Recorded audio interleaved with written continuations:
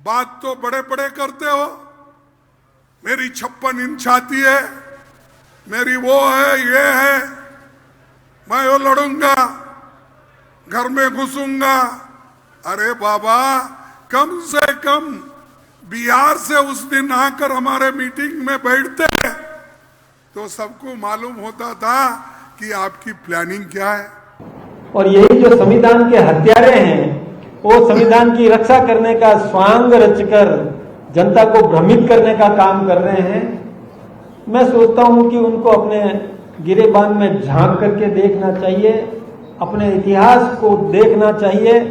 और स्वयं मल्लिकार्जुन जी ने आज एक हद कर दी, अपने आप को ज्योतिर्लिंग साबित करने का जो काम किया, मैं सोचता हूं कि हमारे हिंदू समाज का बहुत किया है। नमस्कार जंटी में स्वागत आपका, मैं हूं योगेंद्र। आप देख रहे हैं खास खबर, और खास खबर में हम बात करेंगे जयपुर में कांग्रेस अध्यक्ष मल्लिकार्जुन खड़गे की यात्रा, और उन्होंने जो कार्यकर्ताओं की रैली को संबोधित किया उसमें कहा कि संविधान खतरे में है। उन्होंने डायरेक्ट और इनडायरेक्ट दोनों तरह से बीजेपी और आरएसएस पर जमकर हमला बोला। उन्होंने ये भी कहा कि बिल्डिंग्स के पैसे कहां से आते हैं, ईडी और सीबीआई आईटी को ये दिखाई नहीं देता। उन्होंने कहा कि ना दलित राजस्थान में सुरक्षित है, ना लॉ एंड ऑर्डर सही है, सरकार का पता नहीं चल पा रहा। जयपुर से लेकर दिल्ली तक पर उन्होंने निशाना साधा। जवाब में भाजपा के प्रदेश अध्यक्ष मदन राठौड़ ने कहा है कि जो खुद संविधान को तार तार कर चुके हैं वो संविधान की दुआई दे रहे हैं। खैर चलिए, आप स्क्रीन पे लगातार देख रहे हैं किसने क्या कहा है, ये भी सुना। हमारे साथ इस वक्त सुरेश गर्ग साहब भाजपा से हैं, भरत मेघवाल जी हमारे साथ कांग्रेस से हैं, और वरिष्ठ जर्नलिस्ट उमेंद्र दाती साहब हमारे साथ में हैं। सुरेश जी, आपके पास में आना चाहूंगा। कांग्रेस लगातार कह रही है कि संविधान खतरे में है और संविधान को बचाना है, देश को एक साथ आना चाहिए। संविधान खतरे में है, ये लंबे समय से चर्चा चल रही है, तो कांग्रेस को क्यों लग रहा है ऐसा कि संविधान खतरे में है? देखिए योगेंद्र जी, सबसे पहली बात तो ये कि आज पहलगाम वाली जो एक घटना है जिससे कि पूरे हिंदुस्तान को झकझोर दिया था, उसमें 26 लोगों की हत्याएं की है आतंकवादियों ने, उसके अंदर देश को एकजुट होना चाहिए। उस टाइम पे अगर कांग्रेस इस तरह की रैली प्रदर्शन करती है, वो तो ये कह रहे हैं, हम नीचे भी देख रहे होंगे कि मल्लिकार्जुन खड़गे ने कहा एकजुट रहना चाहिए। नहीं, एकजुट रहना चाहिए। तो ऐसे टाइम पे आप संविधान संशोधन की बात और संविधान खतरे की बात करते हैं, और फिर 26 जनवरी 1950 को संविधान लागू हुआ था और सबसे पहले संशोधन हुआ 1951 में। अब आप देख लीजिए 1951 से जब तक इनकी, मेरे ख्याल से 55-60 साल तक इनका शासन रहा, इन्होंने कितनी बार संविधान में संशोधन किए? कम से कम 42 से 45 संविधान संशोधन तो इन लोगों ने किए। और इंदिरा गांधी जी ने तो अपने ऊपर अपने काम को बचाने के लिए, अपनी योग्यता को बचाने के लिए संविधान में संशोधन किया। तो संविधान को खतरे में डालने वाले तो कांग्रेस शुरू से रहे, और संविधान निर्माता बाबा साहब भीमराव अंबेडकर जी है, उनका अपमान कौन करता है? शुरू से कांग्रेस ने करता है। भीमराव अंबेडकर जी को लोकसभा का चुनाव नहीं जीतने के लिए 2 बार हराने का प्रयास किसने किया? कांग्रेस ने किया।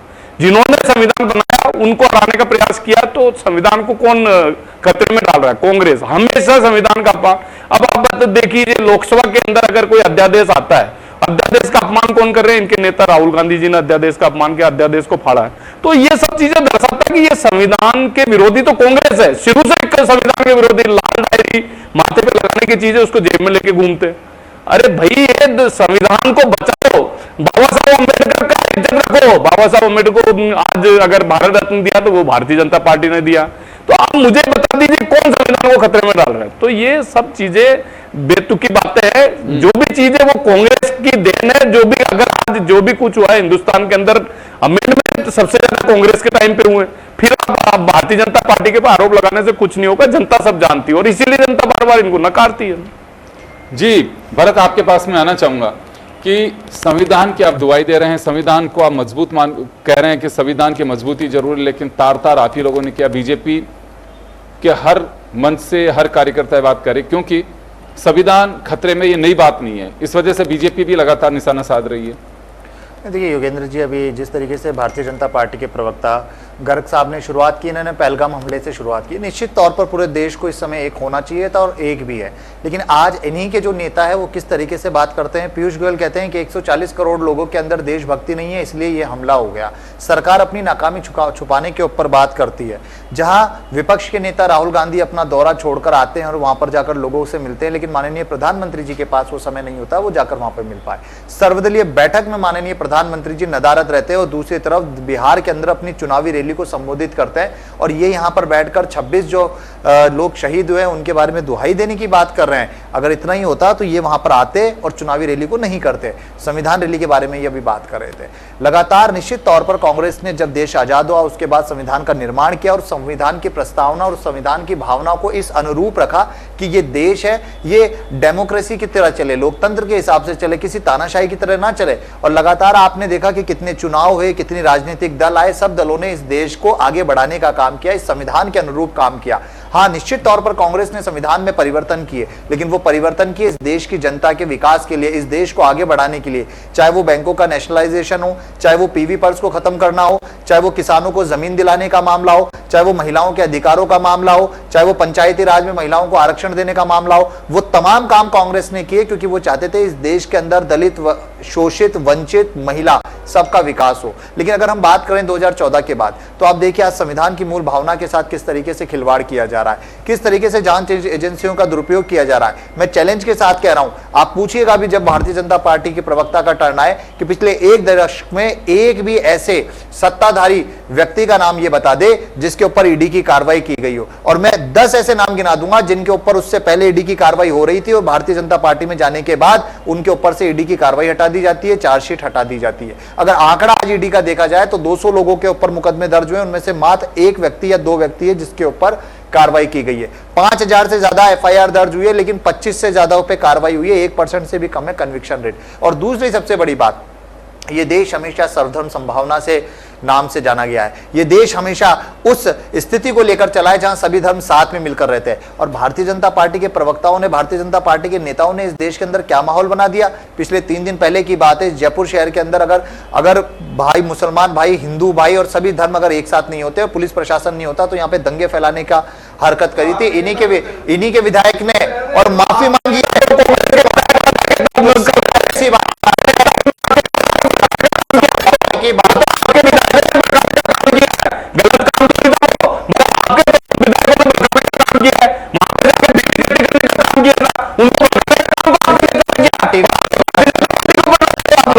भारतीय जनता पार्टी के ऊपर आरोप लगा दो। वो तो आपके 2 नेता है जो स्वयं को बने रहते हैं, जो कि अपने आप को स्वयं नेता मानते हैं, उन्होंने जाकर भड़काने का काम किया था वहां पे। तो जबरदस्ती आरोप लगा रहे भारतीय जनता पार्टी के ऊपर। तो फिर उन्होंने भैया ये इस तरह से आरोप लगाना बंद करो आप। फिर माफी क्यों मांगी? ये तो किसने माफी? देखिए ऐसा है, ये तो भारतीय जनता पार्टी का वो है जो इस तरह का मामला है। हम यहाँ पे झगड़ा नहीं चाहते, लेकिन आपने तो पूरी कोशिश की थी, आप लोगों ने, आपके नेताओं ने तो पूरी कोशिश की थी झगड़ा कराने के लिए।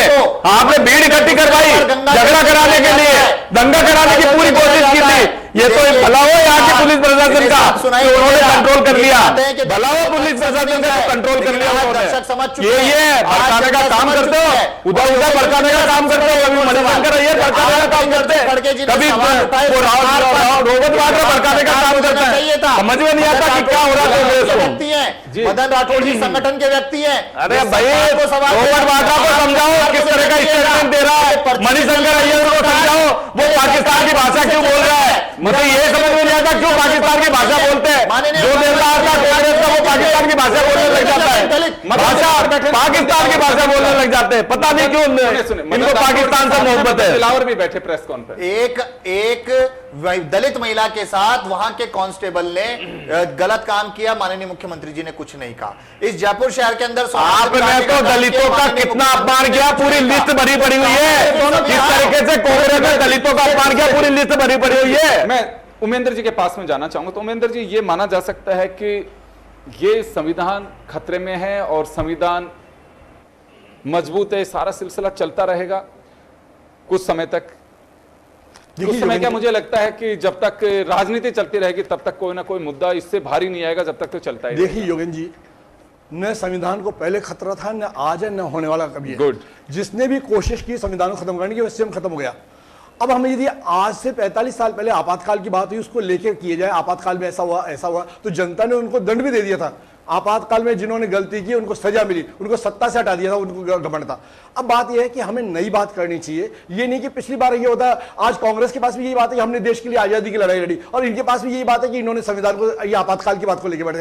देखिए, दोनों पार्टी के जो भोंपू है ना, ये तो अपने अपनी बात कहेंगे। मैं तो कोई किसी पार्टी अभी क्या भला हो सकता है देश का, वो सब विचार करना उसमें कोई चाहिए। चिंतन मनन नहीं करेंगे। आज देश के सामने सबसे बड़ी समस्या आतंकवाद की है। ठीक है, इस समय न संविधान बचाने की आवश्यकता है, लेकिन इस समय देश को आतंकवाद से बचाने की आवश्यकता है। उसमें कोई नहीं बोलेंगे। ठीक है, इन्होंने फॉर्मेलिटी, इनके राष्ट्रीय अध्यक्ष जी आए और उन्होंने कुछ बोला, ठीक, उन्होंने जो कुछ बोला, धन्यवाद उसको, आतंकवाद पे बोला उन्होंने जो भी किया।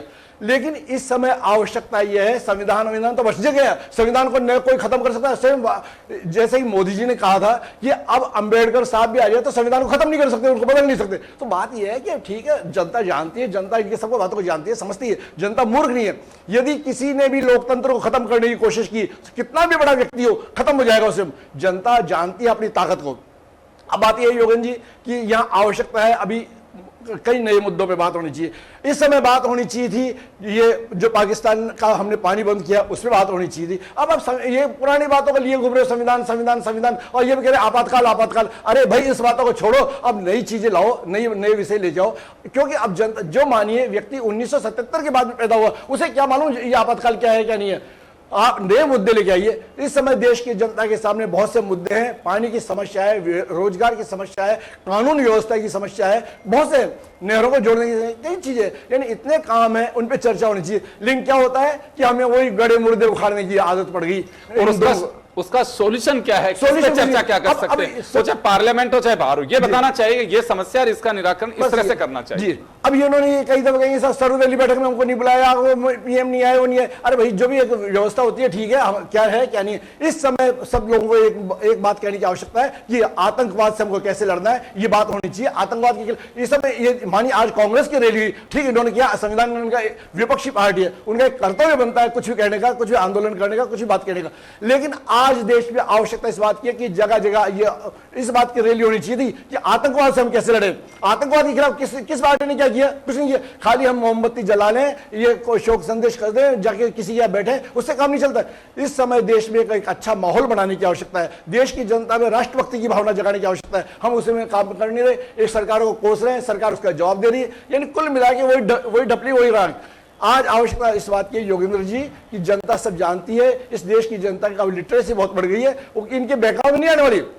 इन लोगों के पास एक ही मुद्दे हैं, पुरानी बातों को ले जाओ, जनता को कैसे, यानी आपने नई बात बताइए ना कि हम आतंकवाद से कैसे लड़ेंगे, आतंकवाद से हमारी लड़ने की क्या योजना है, ये बताइए। आज इतने दिन हो गए, अब बात होती है 56 इंच की छाती, और ठीक है 56 इंच की हो या 156 इंच की छाती, निर्णय लेने में समय लगता है। लेकिन अभी हम ये कहें कि नहीं आज ही लो, ये देखो एक कूटनीति भी होती है, रणनीति भी होती है, राजनीति भी होती है, सब बातें होती है। बिल्कुल, यानी हम और सोच समझ के होता है, ऐसा तो नहीं पड़ोसी के कुछ कर दिया। ये कोई नाले पानी का तो झगड़ा नहीं कि आज है तो भी आ जा, ये थोड़ी है, नाले का झगड़ा नहीं, कुछ नहीं, ये अंतर्राष्ट्रीय मामले हैं, कई सोच समझ के होते हैं। इस समय इनके सामने सबसे बड़ी समस्या है, ये कांग्रेस के सामने समस्या है, ये शशि थरूर जी कुछ कह रहे हैं, ये उनके पीछे बड़े, कर्नाटक के सीएम कुछ कह रहे हैं, उनके पीछे बड़े हुए हैं। मतलब इस समय दोनों पार्टियों की स्थिति अच्छी नहीं है। इनको पहले अपना घर सुधारो, अपनी स्थिति मजबूत बनाओ, उसके बाद देश के लिए सोचना। संविधान बचा हुआ है, संविधान की आप चिंता मत कीजिए, संविधान को बचाने के लिए हम लोग बहुत हैं, है ना। संविधान को तो हम बचा लेंगे।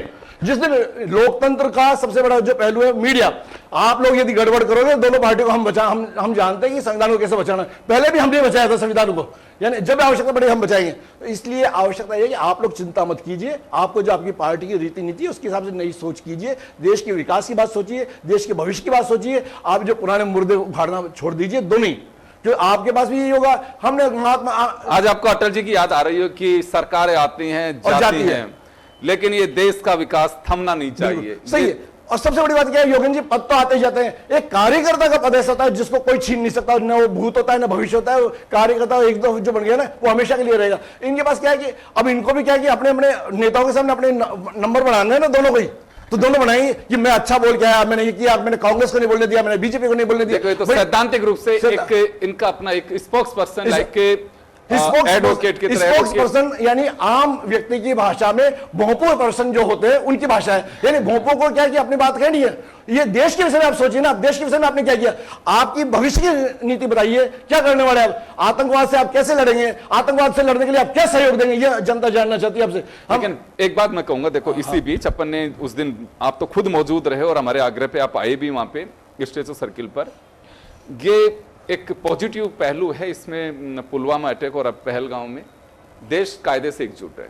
पॉलिटिकल पार्टीज भी ऐसे मतलब पहलगांव पुलवामा की तरह टांग खिंचाई नहीं कर रही है, बहुत लोग साथ में हैं। देखिए जानती जनता, और एक दिन में, ये बात बिल्कुल आपकी सही है कि एक दिन में ऐसी घटनाओं के कि कोई लग रहा है कुछ नहीं, पाकिस्तान पे आप अटैक कर दीजिए, ऐसा नहीं हो सकता।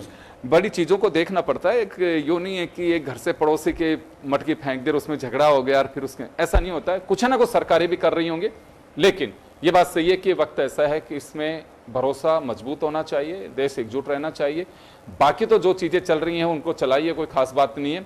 मैं अभी आपने सुना गर्ग साहब उमेंद्र जी को लाख टके की बात कही है कि गड़े मुर्दे उखाड़ने से किसी भी राजनीतिक दल को कोई हासिल नहीं हो सकता। राजनीतिक रोटियां सेकी जा सकती है, लेकिन देश का जनता का भला तो एटलीस्ट नहीं हो सकता, चाहे आप और चाहे कांग्रेस हो। देखिए योगेंद्र जी, बिल्कुल सही बात है कि आज संविधान बचाओ की रैली निकाली है, तो ये तो भारतीय जनता पार्टी ने तो किया नहीं, ये तो कांग्रेस ने किया। अब कांग्रेस अगर मान लो इस चीज भाषा की ये बातें कर रही है, तो हमको तो बताना पड़ेगा ना कि इन्होंने पिछले साल 1950 जब से देश आजाद हुआ, जिसके बाद में कांग्रेस ने किस तरीके से संविधान की अवहेलना की, संविधान का उल्लंघन किया, तो वो तो बताना ही पड़ेगा ना जनता के बीच में, हमको जाना ही पड़ेगा। ये तो अगर ये इस तरह के स्टेटमेंट दे रहे हैं, आज बिल्कुल सही है इन्होंने ये जो बोला है कि आज देश को एकजुट होने की बात है। आज देखिए कितनी बड़ी घटना हुई है कि 26 लोग शहीद हुए हैं, आतंकवादियों ने कितनी बड़ी घटना की है, तो उस पर एकजुट होने की बात है। लेकिन आज कांग्रेस के अलग अलग लोग, रॉबर्ट वाड्रा जैसा आदमी स्टेटमेंट दे रहा है साहब अल्पसंख्यक कमजोर है, इस वजह से इस तरह की घटना हुई है। चाहे मणिशंकर अय्यर जी को देख लीजिए, सिद्धारमैया जी जो तो संवैधानिक पोस्ट पे बैठे हुए हैं, कर्नाटक के सीएम है, वो इस तरह के स्टेटमेंट दे रहे हैं। तो ये कहां से ये लगता है कि ये एकजुट है, कहां तक ये हिंदुस्तान को एक रखने की कोशिश करते हैं, तो ये समझ में आती है ना सब। आज आवश्यकता है कि सबको एक है। जब जैसे राहुल गांधी जी ने बोला था कि सही नहीं हम सब एक है, तो एक अच्छा माहौल बना ना, लेकिन इसके बाद में इनके नेता बोलने चालू कर दिया ना इन्होंने, तो कहां राहुल गांधी की इनकी आपको नहीं लगता नेताओं हर पार्टी के अंदर कुछ न कुछ ऐसे लोग होते हैं जो राजस्थान में, और फिर हर पार्टी के राजस्थान में देखा, हर पार्टी के बड़े नेता राजस्थान में देखा होगा ना, राजस्थान व्यक्तिगत विचार है, राजस्थान में व्यक्तिगत विचार है, तो फिर खंडन कर दीजिए रॉबर्ट वाड्रा का कि ये सब उनका पर्सनल है।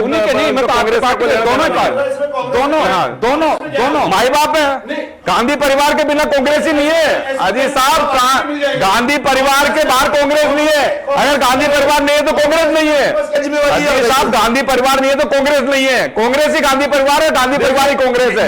ये तो आप गलत में निकाल दो, ये नहीं, ये तो भावना नहीं आती आते, ये हकीकत है, ये हकीकत है। ये तो बोल देना कांग्रेस, फिर कांग्रेस बोल देना कि ये कांग्रेस का कोई नहीं है, सब कांग्रेस से खंडन करते हैं इस बात का। सुनिए मेरी बात सुनिए, हर पार्टी में उमेंद्र जी जो कहना चाह रहे हैं कि हर पार्टी के अंदर ऐसे लोग हैं जिनके व्यक्तिगत विचार कह दिए जाते हैं जब पार्टी घिरती है तो। और अगर या तो सभी पार्टियां ये तय करें अगर हाँ बिल्कुल हमारा कार्यकर्ता है, हमने जिम्मेदारी ली है, या फिर जिनके निजी विचार अगर अच्छा लगता है तो उसको कोई खंडन नहीं करता है, और अगर लगता है कि इसमें पार्टी गिर रही है तो दोनों ही पार्टियां कहती, दोनों नहीं और भी कोई तीसरी पार्टी के उनके निजी विचार हो सकते हैं। निजी विचार कैसे हो गए जब पार्टी में जिम्मेदारी दे, अगले दिन उनसे कुछ भी कहलवा दिया जाता है। वही हम कह रहे हैं कि भाई या तो कहलवाया गया पार्टी ने, नहीं हमारी पार्टी देखिए हम अभी लिया ही ना, एक्शन लिया ही ना हमने तुरंत एक्शन लिया ना, हमने तो लिया ना तुरंत। अब लेके देख लीजिए कर्नाटक के सीएम के खिलाफ, कर्नाटक के सीएम ने बोला ना कि अभी युद्ध की आवश्यकता नहीं है, कर लेते ना, तुरंत एक्शन लेते ना, मणिशंकर अय्यर के ऊपर लेते ना एक्शन, कभी शशि थरूर को देते हैं तो उनके ऊपर लीजिए ना, एक्शन लीजिए ना, हमने तो लिया ना। आयुजा जी ने बोला था, हमने तुरंत उनको पार्टी से निष्कासित किया ना, तो ये होता है। और निशिकांत दुबे जी, निशिकांत दुबे जी ने देखिए वो जो चीज बोली है, व्यक्तिगत विचार कह दिया, देखो पार्टी ने बोला ना कि व्यक्तिगत विचार है, हाँ पार्टी ने बोला ना साहब, बोल दीजिए राउत वाड्रा का रॉबर्ट वाड्रा का व्यक्तिगत विचार है, बोल दीजिए, बोला ना, कहाँ बोला, किसी ने भी स्टेटमेंट नहीं दिया रॉबर्ट वाड्रा के लिए, किसी ने भी नहीं दिया, क्योंकि वो गांधी परिवार से संबंधित है। गांधी परिवार, अरे साहब गांधी परिवार से कांग्रेस अलग हो ही नहीं सकती ना। मतलब आपका कहना है कि एक तरफ तो एकजुटता की बात कही जाती है और दूसरी तरफ इनके नेता अलग अलग तरीके बयान दे रहे हैं। ये भरत जी आपसे जानना चाहूंगा, बयानों पे बीजेपी का कहना है, बीजेपी तो कहती है कि हमारे नेता जो भी कह रहे हैं ठीक है, हम व्यक्तिगत कह देंगे, लेकिन आपके नेता जो हैं उन पे एक्शन होना चाहिए। देखिए, पार्टी के अंदर जो भी गलत कहता है कभी भी पार्टी उसके साथ कभी स्टैंड नहीं करी। रॉबर्ट वाड्रा जी ने कहा, उन्होंने खुद, इन्होंने शायद सुना नहीं होगा, उन्होंने शुरुआत ही ये कही कि ये मेरा व्यक्तिगत बयान है, मैं किसी पार्टी के अंदर ना तो किसी पद पर हूं, ना पार्टी से मेरा कोई संबंध है, ये मेरा व्यक्तिगत बयान है जो मैं सोचता हूं। लेकिन बात जो मैं कहना चाह रहा हूं वो मेन ये है, योगेंद्र जी से अभी उपेंद्र जी ने भी कहा, अधिकांश बातों से मैं इनकी सहमत हूं कि इस देश के अंदर बेरोजगारी है, इस देश के अंदर महंगाई है, इस देश के अंदर वो तमाम चीजें हैं जो माननीय प्रधानमंत्री जी 2014 से पहले वादे करके आए थे, जिनका समाधान अभी तक नहीं हुआ। लेकिन जो सबसे बड़ा सवाल यह है योगेंद्र जी कि आज इस स्टूडियो में भी हम जो बैठे हैं, हम लोग अगर कहीं बाहर जाएंगे, इस देश के अंदर जाएंगे, तो हमारी सुरक्षा की जिम्मेदारी किसके हाथ में है? हमारी सुरक्षा की जिम्मेदारी इस सरकार के हाथ में, इस देश को जो चला रहे हैं वो उनके हाथ में, क्योंकि उनको वोट दिया है और इस देश को आगे बढ़ाने में, इस देश को सुरक्षित रखने में भी उन्हीं का ही हाथ है। अगर पहलगाम में अटैक हुआ तो ये सवाल बनता था कि वहां पर सिक्योरिटी एजेंसी क्यों नहीं थी। अगर मीडिया सूत्रों के माध्यम से मीडिया ये बताती है कि 2 महीने पहले वहां पर आतंकवादी आए और 2 हफ्ते पहले रेकी करके गए, तो वो आतंकवादी दूसरे देश से हमारे देश में आ कैसे गए? वो आईबी क्या कर रही थी? माननीय प्रधानमंत्री जी का 19 तारीख का दौरा था। देखिए, मैं उपेंद्र जी मैं बोल दूं, उपेंद्र जी मैं बोल दूं, बिल्कुल जिक्र करूंगा। अगर वो आए तो आने के बाद सिक्योरिटी एजेंसी ने क्या किया? 19 अप्रैल को माननीय प्रधानमंत्री जी का जो दौरा था वो दौरा क्यों रद्द हुआ, इसका जवाब नहीं दिया जाएगा। 10 दिन पहले निशा दुबे जी जो इनके एमपी है वो वहां पर जाते हैं तो बिल्कुल लवाजमी के साथ, सिक्योरिटी के साथ जाते हैं, और जब जनता, विपक्ष आपसे सवाल पूछती है तो आप कहते हैं कि हमारी सरकार के ऊपर आप आरोप लगा रहे हैं, आप देश की देशभक्ति के ऊपर आरोप लगाया जा रहा है। जब 26/11 का हमला हुआ हमने उसकी जिम्मेदारी ठहराई, हमारे ऊपर जिम्मेदारी ली, और जब पहले भी कभी हुए तो हमने इस्तीफे दिए। लेकिन आज कौन पूछ रहा है गृह मंत्री जी से? आज कौन पूछ रहा है प्रधानमंत्री जी से? कोई नहीं पूछ रहा। अगर आप सवाल करेंगे तो आपसे यह कहा जाएगा कि आप हमारी देशभक्ति पर, आप देश के ऊपर सवाल खड़ा कर रहे हैं, आप पाकिस्तानी हैं, आप आतंकवादी है, हमारे ऊपर दोबारा आरोप लगा दिए जाते हैं। तो कहां की सुरक्षा है फिर? आप क्या सुरक्षा की जिम्मेदारी नहीं लेंगे? यही माननीय प्रधानमंत्री थे जिन्होंने 26/11 पे उसके बाहर खड़े होकर किस तरीके से भाषण दिया था और पूछा था कि आईबी किसके हाथ में थी, सिक्योरिटी किसके हाथ में थी, के बाद देश की सुरक्षा किसके हाथ में थी? अरे हमेशा आतंकों का रोजगार रोकते रहते हो, और हमेशा आतंकों का रोजगार रोकते रहते हो, हमेशा बस यही कहते हो कि अल्पसंख्यक हमारे हैं, केवल पहली प्रायोरिटी अल्पसंख्यकों के लिए है। अगर हिंदुस्तान का खजाना उनके लिए है, यही रोजगार होते रहते हो और कुछ नहीं करते हो, केवल एक ही रोजगार होते रहते हो कि अल्पसंख्यक ही हमारे लिए। जो यहाँ पे संख्यक है, जो बहुसंख्यक है, उनकी तरफ भी देखो आप लोग, कभी उनकी भी सोचा करो, उनकी भी सोचा करो। हमेशा अल्पसंख्यकों की बातें करना बंद करो, हमेशा उनकी बातें करते हो बंद करो उन चीजों को। देश ने नकार दिया आपको इस तरह से, इस तरह की बातें करते हैं। राहुल गांधी ओबीसी कौन कर रहा है? राहुल गांधी कर रहा था, तो आप कर रहे हो ना। हम तो हम तो साहब देखो सनातन धर्म को मानने वाले हैं, हम तो सब भाइयों को एकजुट करने वाले आदमी हैं, हम तो सब भाइयों को एकजुट करने वाले हैं। आज कभी ओबीसी की बात करते हो, कभी क्या बात करते हो, आज ही करते रहते हो, आप ही करते रहते हो। राहुल गांधी जा जाओ वहीं पे, ओबीसी को ओबीसी का प्रधानमंत्री है आज, ओबीसी का प्रधानमंत्री वो दिखता नहीं है राहुल गांधी को, ओबीसी को राहुल गांधी को दिखता नहीं है क्या आज ओबीसी का प्रधानमंत्री? इंदिरा गांधी थी जो 38वां संविधान संशोधन किया, गैर जिम्मेदार में तो इंदिरा गांधी थी जो 38वां इमरजेंसी को न्यायपालिका को समीक्षा करने के लिए 38वां संविधान संशोधन, अरे भैया 38वां संविधान संशोधन इंदिरा गांधी ने करवाया था इमरजेंसी की समीक्षा बंद करने के लिए। ये था आपने किस तरह से अपमान किया था, कुछ नहीं होगा। देश आपने वॉशिंग मशीनों में धो दिया भ्रष्टाचारियों को, इसका मतलब आप मान रहे हो भ्रष्टाचारी थे? तो आप योगेंद्र जी ये शब्द कर रहे हैं कांग्रेस के प्रवक्ता कि वो लोग भ्रष्टाचारी थे, इनके शासन में उन्होंने भ्रष्टाचार किया है। देखिए आज कांग्रेस के प्रवक्ता ये चीज ऐसा कर रहे हैं, देखिए कांग्रेस के प्रवक्ता यहाँ के ऐसा कर रहे हैं कि इनके शासन में वो भ्रष्टाचारी थे, उन्होंने करोड़ों रुपए कमाए। हमारे शासन में बता दीजिए, अगर भारतीय जनता पार्टी में शामिल हुए इसके बाद में किसी ने करप्शन किया हो तो बता दीजिए, लगा दीजिए आरोप किसी के ऊपर। जाइए आप। सरकार आपका सवाल ये है कि हम कहां से लगाएं? उनका सवाल ये है कि पहले तो आरोप लग रहे थे, ईडी की नोटिंग उसमें भी था कि भाई इन लोगों ने करप्शन किया है, जो भी किया होगा, लेकिन आपके आने के बाद में कोई कार्रवाई नहीं हो रही, तो कैसे कार्रवाई नहीं? आरोप तो आप लोग भी लगा रहे थे। सर आप ये बताइए योगेंद्र जी, इन्होंने कहा सब बड़ी मछली को पकड़ना है, बड़ी मछली को पकड़ेंगे, जब बड़ी मछली पकड़ी तो हंगामा खड़ा कर दिया। अरे डर क्यों रहे हो? अगर बड़ी मछली को पकड़ना आ गया तो इसका मतलब है कि आपको ये लग रहा है कि इसमें भ्रष्टाचार हुआ है। करता हूं, एक नाम बताइए जिस पे कार्रवाई करी है ईडी ने। करी है ना, बताइए। अरे साहब कम से कम 916 लोग गिरफ्तार हुए, 1,45,000 करोड़ रुपए की संपत्ति जब्त की है। 2014 के पहले 4,500 करोड़ रुपए की संपत्ति जब्त हुई थी, 1,45,000 करोड़ रुपए की संपत्ति जब्त की है भैया। गर्ग साहब, भरत जी का सवाल यह है कि जिन पे आप लोगों ने आरोप लगाए और आपकी पार्टी में आने के बाद में किसी पे कार्रवाई हुई क्या? देखिए किसी के को देखो, मैं यही कह रहा हूं कि जो भ्रष्टाचारी है वो निश्चित रूप से ऊपर सजा होगी। कोर्ट है, कोर्ट पे अगर विश्वास, न्यायपालिका पर अगर विश्वास करती है तो जाइए ना आप। क्यों नहीं जाते? मना किसने किया? अगर ये कह दीजिए कि हमको न्यायपालिका पे विश्वास नहीं है, ये तो ये बोल दीजिए न्यायपालिका के ऊपर विश्वास नहीं है। आप तो ये बता दो देश की जनता के ऊपर विश्वास है या नहीं है? कल को ये कह दोगे कि देश की जनता ने भी गलत बोल दिया है, तो फिर क्या? उमेंद्र जी आईना दिखाएंगे। उमेंद्र जी, संविधान, ईडी, आईटी ये सब चलती रहेंगी, बीजेपी की वॉशिंग मशीन, ये कई शब्द नए नहीं है, पुराने हैं। लेकिन जैसे आपने बहुत ही एक रोचक और बढ़िया बात कही थी सटीक आज के परिप्रेक्ष्य में कि देखिए ये सब मुद्दे पुराने हैं, कोई अर्थ नहीं इनका। अब तो पब्लिक ये देखना चाहती है, चाहे वो पहलगांव हो, चाहे और दूसरे मुद्दे हो, कि हाँ इस पर बहस हो रही, इसका सॉल्यूशन हम आपको ये देंगे। वो कुछ नहीं होगा। लेकिन चलिए खैर, अब करंट इश्यूज हैं तो चर्चा भी करनी पड़ेगी। क्या लगता है आपको कि ईडी, सीबीआई मुद्दे भी यही करते हैं, यही लोग चर्चा करते हैं? हम तो केवल सुनकर के आप जैसे लोगों से ऑपरेशन कराते हैं उसका। देखिए योगेंद्र जी, आया राम गया राम की तो कोई नई बात है नहीं। जिस जगदम्बिका पाल की वजह से कल्याण सिंह जी की सरकार गई थी, वो आज के महामहिम में बहुत इनके बड़े नेता हैं, इनकी डिसीजन लेने वालों में हैं।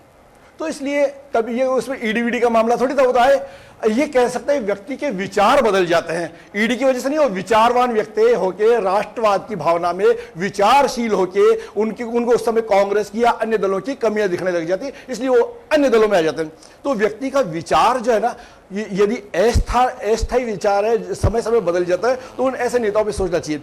सब मेन बात यह है योगेंद्र जी, चाहे बीजेपी हो चाहे कांग्रेस हो, इनको ऐसे कार्यकर्ताओं को आगे लाना चाहिए जिनकी सोच अच्छी हो, जिनके विचार अच्छे हो, जो निष्ठावान हो, जो समर्पित हो। आयाराम गयारामों से काम चलाना चाहते हैं दोनों भी। इन्होंने चुनाव के समय में कितने लोगों को लिए? मैं मानता हूं शायद 1,000 से अधिक कांग्रेस के लोगों को इन्होंने बीजेपी के दुपट्टे पहना दिए, लाए आए। अब मुझे मालूम नहीं है वो है सब कहां, ढूंढते रह जाओगे वाली बात है। आए उस समय माहौल बनाया, बहुत अच्छा किया। डेली विज्ञप्ति होती थी, विज्ञप्ति आती थी कि आज ये आगे कांग्रेस छोड़ के आगे इतने लोग आगे। अब मैंने अंदाज लगाया कि कम से कम 1,000 की संख्या थी। अब 1,000 में से कितने लोग बीजेपी में सक्रिय हैं, मुझे तो कोई दिखता नहीं है। इनको कोई दिखता हो दोनों को तो ये बता दें। लेकिन बात यह है कि आप लाओ, पार्टी में आना जाना, विचार बदलना, नीति बदलना कोई सामान्य बात है, हो जाता है। कभी कभी किसी मुद्दे पे मैं भी सहमत नहीं होता, आप भी सहमत नहीं होते, बदल लेते हैं।